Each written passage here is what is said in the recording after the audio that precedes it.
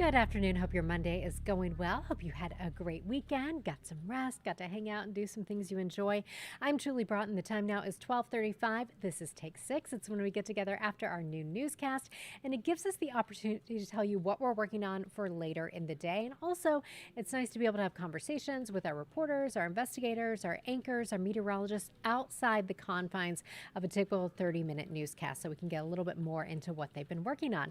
So today joining us is News 6 investigator Mike Deforest. He is joining us from home because his story airs tonight at 11. And Mike, I know so many people are really going to be interested in this story. You just got back from Texas where you went to see what Florida Highway Patrol troopers are doing. I know a lot of them are there helping to keep people from coming into the country illegally. So you are wanting to know how that taxpayer money is being spent on this mission. So we're happy you're back. What did you find? Julie, you said we wanted to see for ourselves. It was back in 2021 that Texas Governor Greg Abbott established what he called Operation Lone Star, where he basically put out the invite to other states, including Florida. Hey, come down to Texas and help us with this illegal immigration crisis.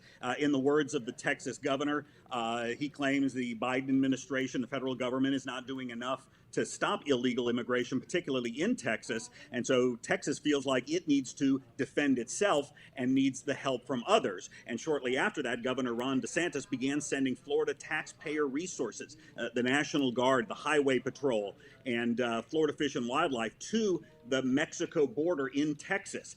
Governor DeSantis has held press conferences as early as at the beginning of the month and actually just last week, where he just sent some more Highway Patrol troopers off to Texas. And he basically says this is America's problem. Texas shouldn't have to shoulder this burden alone.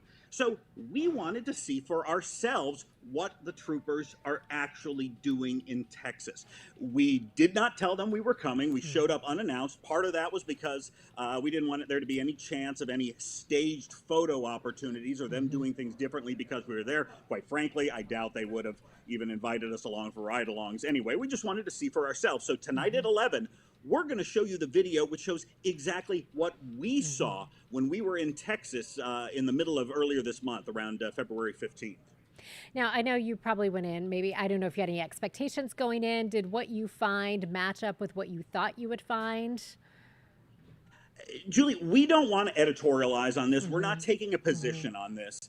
We just wanted to see for ourselves, and we'll let the viewers decide whether or not this is a worthwhile mission for Florida taxpayers to be sending these troopers over to Texas to help with the immigration crisis. Now, with that said, one thing I want to stress for anybody who watches our story tonight at 11 o'clock, we are only showing you a small window in time. We were there over a little more than 48 hours. We are there on during a period that Texas and Florida officials acknowledge that the flow of migrants from Mexico into Texas has subsided significantly. I'll tell you right now, I did not see anybody who appeared to be an illegal immigrant crossing the Rio Grande into Eagle Pass where we were. We didn't see any authorities from Florida or Texas detaining anyone who could have even potentially been an illegal immigrant. And that matches up with what authorities are saying, is that compared to December, when there were thousands and thousands crossing the border, Texas Governor Abbott will take credit and say, we shut it down here in Eagle Pass by putting up razor wire and concertina wire and blocking migrants from being able to enter Texas at that area there. So that's one thing we want to let viewers know as they watch this video. Also, Florida Highway Patrol tells us that there are currently and always 76 Highway Patrol troopers sent to Texas. They won't tell us where for security reasons. So the ones that we saw in the area of Eagle Pass are just a fraction of the Florida Highway Patrol troopers that are reportedly spread out throughout Texas. So again, we're just showing you a small window, but it's I think the first time ever that anybody in Florida or elsewhere is going to get to see at least that small window into what's going on the ground there.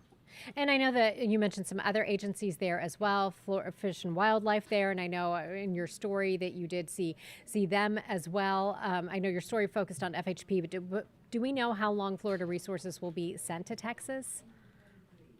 I want to say, to answer that question, I want to say, and I need to go back and check, but I think just this past Friday, when the governor was sending off some new troopers to Texas, he said he's going to be there as long as it takes, Mm-hmm. whatever that means. It is interesting that you pointed out, though, that yes, Florida Highway Patrol is not the only state agency who's over there in Texas right now. There is Florida Fish and Wildlife Conservation Commission. We saw them there. The Florida National Guard is there. We did not see them there. Florida Department of Law Enforcement is there. And I'll tell you, the reason we are focusing specifically on Florida Highway Patrol, quite honestly, is because they're extremely visible. I think their patrol cars were just voted the most attractive patrol car in the nation. So they're very visible on the roads. And by the nature of what Highway Patrol does, they're typically on public roads. So we knew there was probably a greater chance that we'd be able to go there and actually see them in action versus, say, Florida Fish and Wildlife, Yeah. who are out on airboats. And we did see FWC on airboats, and we're going to get into that in tonight's story. Or FDLE, who typically work undercover or at least in unmarked vehicles. It would be harder to follow them. Right.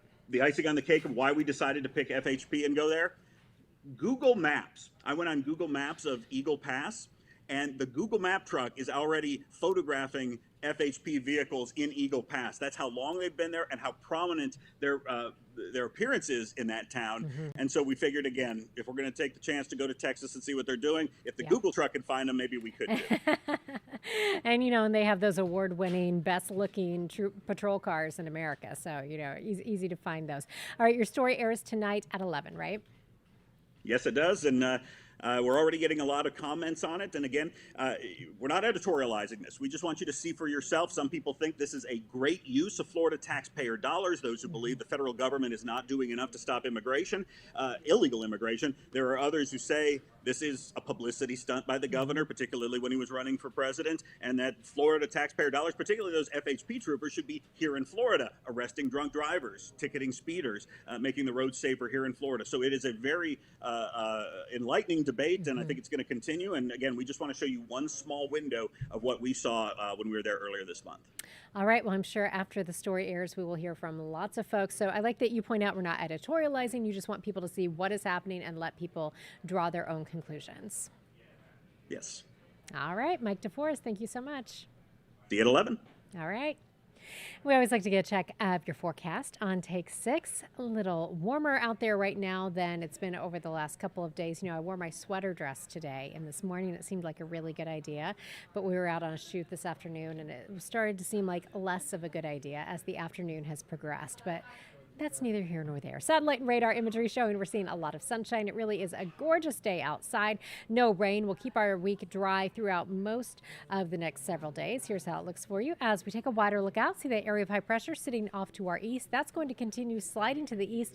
On the back side of that, we'll see our winds becoming more southerly. That is bringing that warm, moist air up into the picture. So we'll see a gradual warming and a gradual moistening, which means by the weekend we'll see some showers. So right now we are sitting at 72 in Orlando. Leesburg, you are at 69, 70 in Palm Coast, and 73 right now in Cocoa Beach. We are on our way to a high in the upper 70s for a lot of interior spots, including Sanford, Orlando, Kissimmee, and Lakeland, all going to 77. A little cooler along the coast, 73 in Palm Coast, 72 in Daytona Beach, and 73 in Melbourne.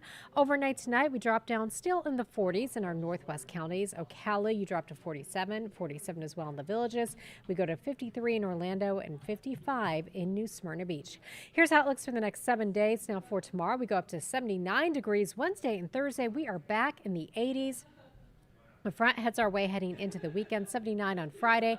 Slight chance of showers on Friday. That goes up to 40 and 50% for the weekend. Unfortunate timing with that. We never like to see rain and storms on the weekend, but it looks like that may be the case this weekend.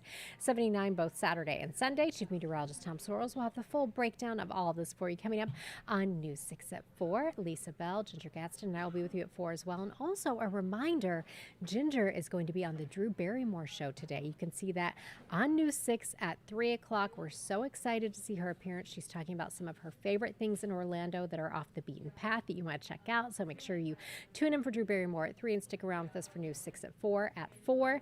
We're so happy you stopped by Take 6. If you have any questions or comments for us, head to clickorlando.com/take6. Let us know what's on your mind, and I'll see you at 4.